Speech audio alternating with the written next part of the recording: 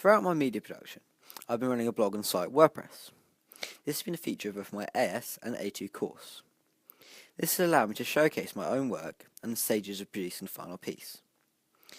Through the ability to embed videos and such from YouTube and other multimedia sites, as Scribd, has allowed me to demonstrate my work in the steps to the finished product in a professional way.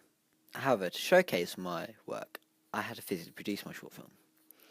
I used many applications throughout the process, such as Final Cut Express and iMovie. These form the majority of my production.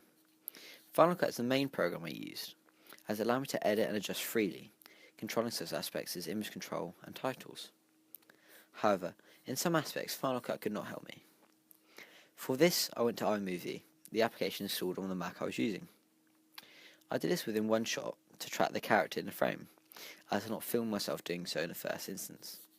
However, whilst changing the frame on iMovie, it allowed the camera to seemingly slowly zoom and track in on the character.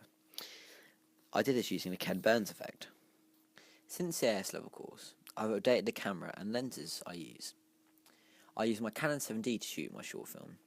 This allowed me to shoot in relatively high standard, producing the best image possible.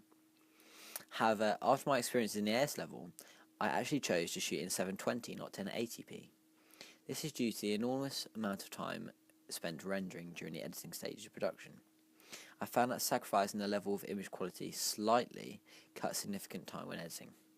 As well as this, I use my main photography tripod, the Manfrotto 190 carbon fibre tripod, CEX Pro 3, with the 410 Manfrotto Junior geared head. This is the standard tripod I use for my photography work.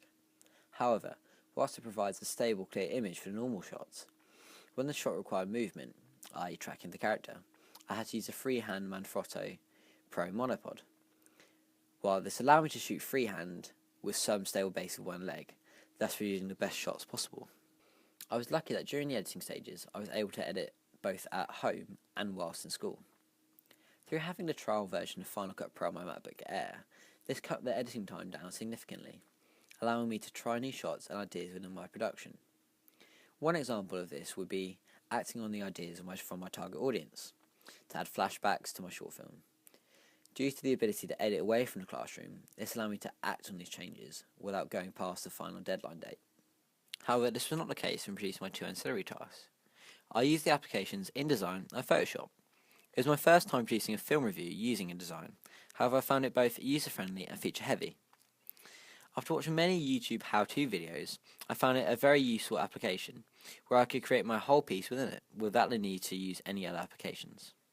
Furthermore, whilst creating my film poster, I used Photoshop C5. Whereas I had never used InDesign previously, I had used Photoshop on many occasions throughout my time as a media student. This allowed me to create a strong lead image, using the background of my character, with the overlaid long exposure shot on top, but changing the levels of opaqueness of the layer. It produced, in my opinion, an interesting lead image. This ability to use applications such as Photoshop has developed over the AS and A-level course, as I would not have possessed the skills to do this at the beginning of Year 12. One problem I faced during the production stages of my short film was the file type of my photos. I had planned to incorporate an animatic style sequence within my video. However, as I was shooting with my DSLR, I'd forgotten to change the file type from RAW to JPEG. As Final Cut does not support the RAW file, I had to search for problem solutions online. After much searching, I found that you could convert the file through a website, Easy to Convert, thus solving my problem without the need to refilm.